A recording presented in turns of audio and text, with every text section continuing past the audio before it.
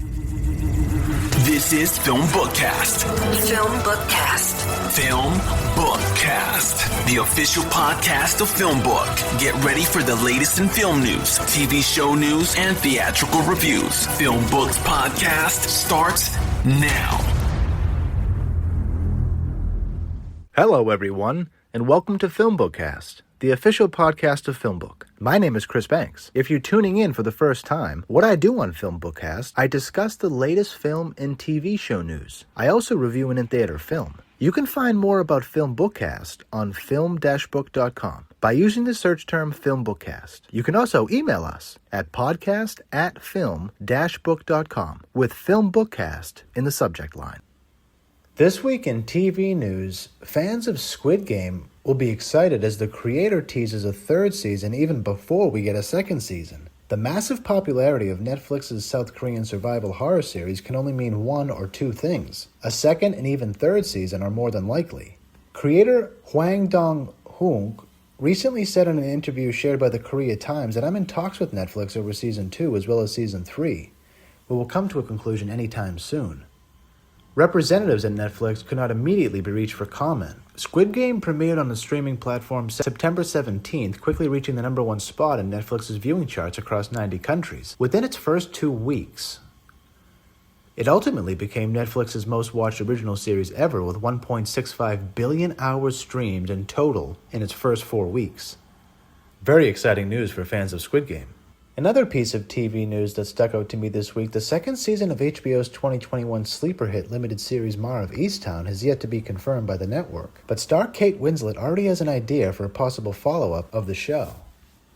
She plays a rough-around-the-edges Philly cop in the crime series, and she told The Guardian recently that I don't know if I'm going to be playing Mare again, but if we were to do a second season, then for sure these atrocities which have existed in place in the police force here and in America will find their way into the stories we tell. 100%. You can't pretend these things didn't happen. Exciting news for fans of Mare of Easttown, even though a season 2 has yet to be confirmed, but I don't know about you, but season 1 of Mare of Easttown was definitely a sleeper hit for HBO, a very well done series. The last bit of TV news we'll talk about this week, I'm going to try to talk about it while incorporating another piece of TV news from this week, so we'll talk about 2 pieces in one. Peter Dinklage recently defended the Game of Thrones finale, saying that it's fiction, there's dragons in it, move on. George R.R. Martin recently said that after a screening of the newest HBO spin-off, House of Dragons, that it's really well done and he can't wait for the series to come to us. Coming back to the original story, Peter Dinklage recently said in a New York Times interview, quote, "They wanted the pretty white people to ride off into the sunset. By the way, it's fiction. There's dragons in it. Move on." No, but the show subverts what you think, and that's what I love about it. It was called Game of Thrones, but at the end, the whole dialogue when people would approach me on the street was, who's going to be on the throne? I don't know why that was their takeaway, because the show was really about more than that. And I'm going to use this piece of news to talk about technology in general, where we talk about art every week on this podcast. And the movies that I review, I try to not be so subjective in my criticisms, because I don't feel like the listener would gain much from listening to my own personal opinions. And I think that we as a culture have to start talking about what technology has done to our viewing, our TV viewing. Because reality TV mixed with the power of technology has kind of turned every one of us into subjective beings, where we're watching art, where we're supposed to be objective, but we're actually viewing it subjectively. And my own opinion of this is that it's because of the power of the handheld machines that we use that overpower our own emotional intelligence and really place us in a subjective emotional state of being. It's really a being of reactivity. And I think that that's what Dinklage is getting at with why were we watching the show worrying about who was going to be on the throne, because the show was called Game of Thrones, and it was really about all these relationships and power and control and love and lust and all these themes that we miss when we're perceiving everything subjectively. Because when we perceive everything subjectively, all we do is feel. We don't think. And the purpose of art is to objectively experience the story. And I'm afraid that we're losing that ability with the more that we live our lives in our cell phones. And I'm excited because House of Dragons seems like it's going to be a really important show, and I can't wait for it to debut.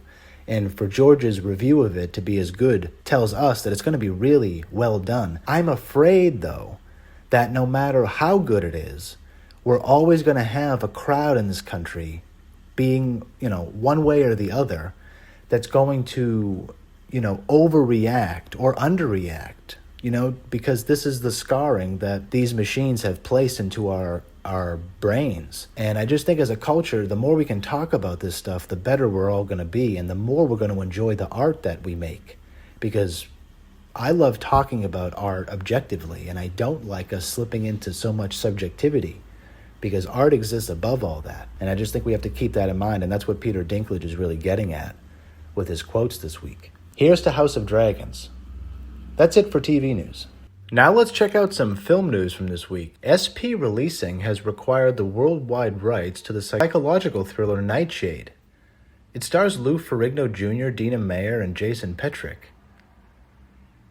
Nightshade will be released in theaters across North America and at home January 4th. Directed by Landon Williams, watches as a homicide detective played by Ferrigno Jr. on the hunt for a serial killer experiences a series of disturbing dreams. It leads him to seek hypnotherapy in the aid of a psychiatrist. The treatment reveals undeniable parallels between his nightmares and the murders, sending him into a tailspin of paranoia and distrust. Nightshade will be released in theaters and on video-on-demand platforms January 4th. Some more film news is Spider-Man No Way Home has bested Rogue One and Dark Knight as it amasses $536 million plus at the domestic box office. This number makes it the number 12 highest-grossing movie of all time in the United States and Canada. It passed Disney's 2016 Christmas hit Rogue One, A Star Wars Story, and Warner Brothers' top-grossing film The Dark Knight, an incredible showing for Spidey. The last bit of film news we'll talk about this week is another film whose rights were acquired by RLJE Films, and the film is titled Last Looks. It's an action comedy starring Charlie Hunnam and Mel Gibson. It's directed by Tim Kirkby. It was originally titled Waldo, and it's going to come out in February in theaters and on demand. Last Looks is about Charlie Waldo, an ex-LAPD superstar who left the force and now lives a life of simplicity and solitude deep in the woods. Alistair Pinch, played by Mel Gibson, is an eccentric actor who spends his days drunk on the set of his TV show. When Pinch's wife is found dead, he is the prime suspect, and Waldo is convinced to come out of retirement to investigate what happened. The case finds Waldo contending with gangsters, Hollywood executives, and preschool teachers, all in pursuit of clearing Pinch's name or confirming his guilt. The film from Romulus Entertainment was produced by Brad Feinstein, Andrew Lazar, Steven Scheinberg, and Christina Weiss. Look for Last Looks to be released in February in theaters and on video on demand. That's it for film news.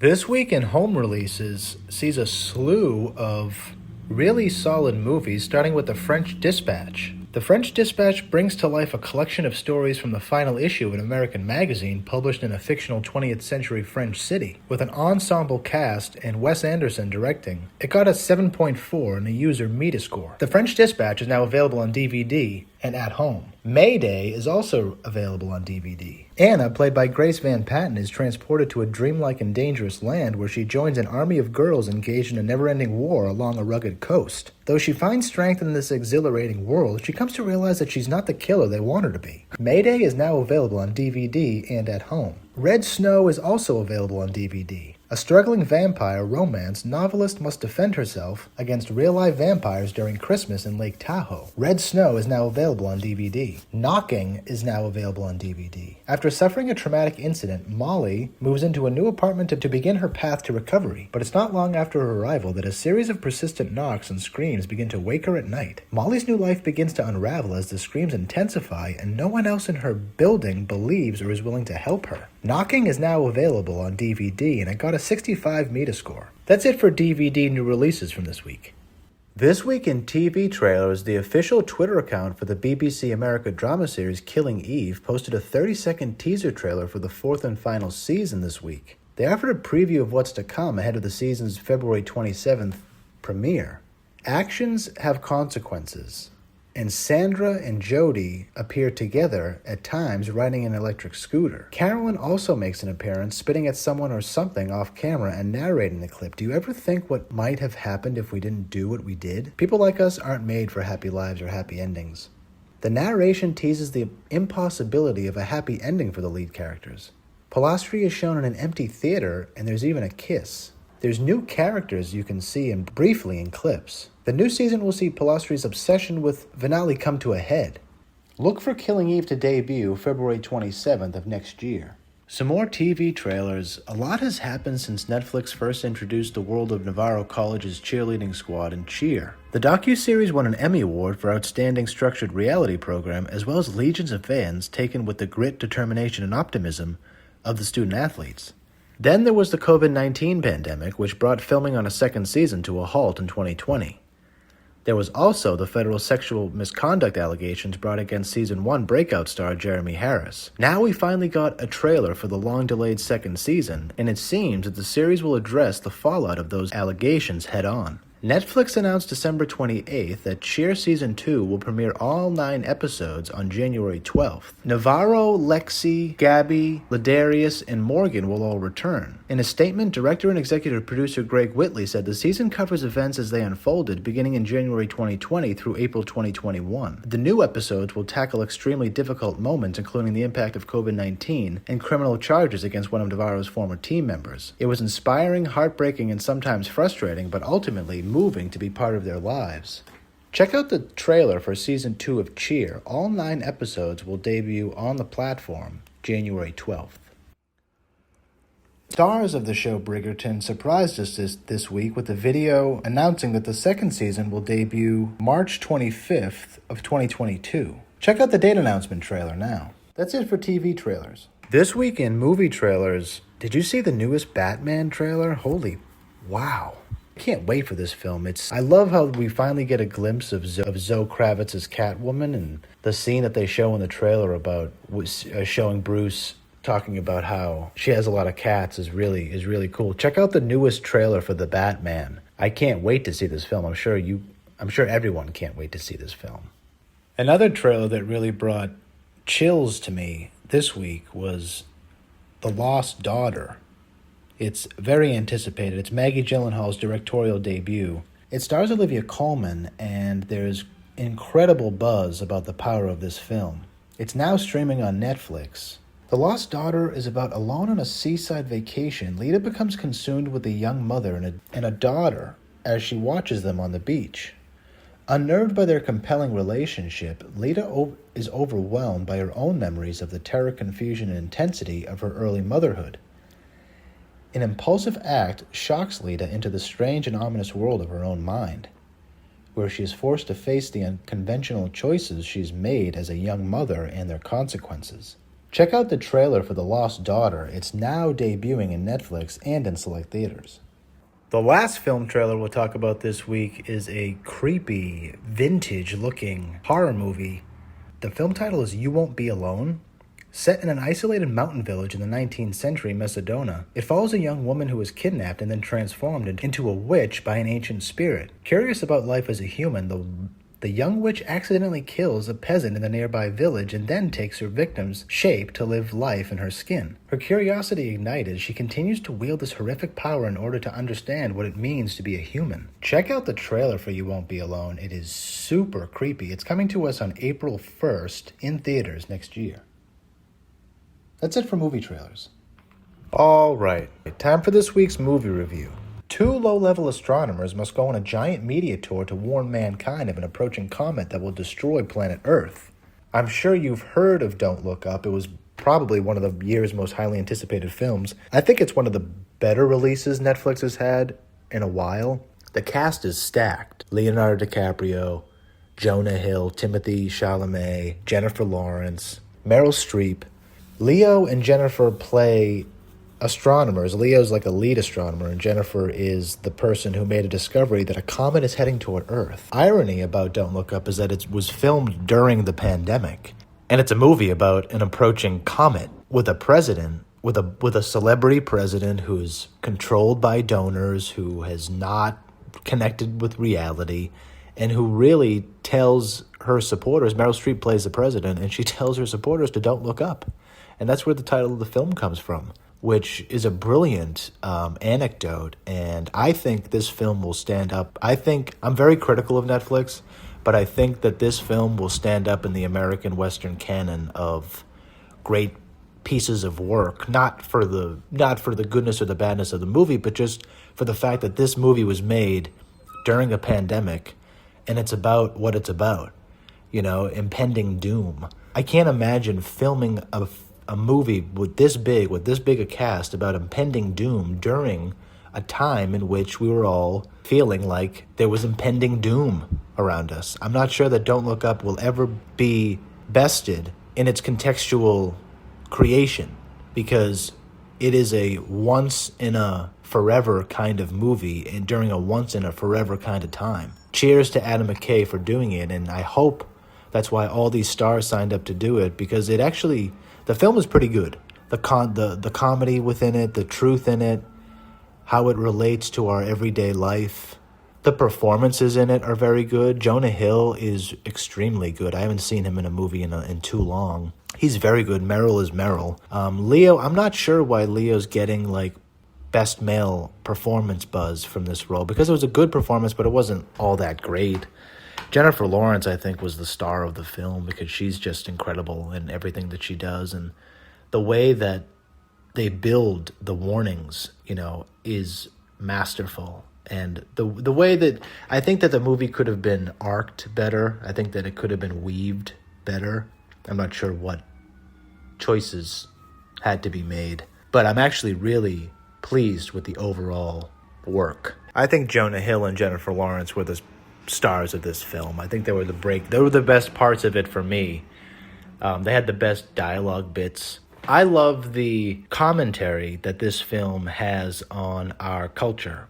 The Bosch influence in high-level decision-making within our government, is a big issue that we have to talk about as citizens. The film does a really masterfully artful job at social political commentary in a real meaningful way, because we've kind of descended into chaos in this country, because we all perceive reality subjectively now instead of objectively before technology was in our hands. So we've made the world messier because of that.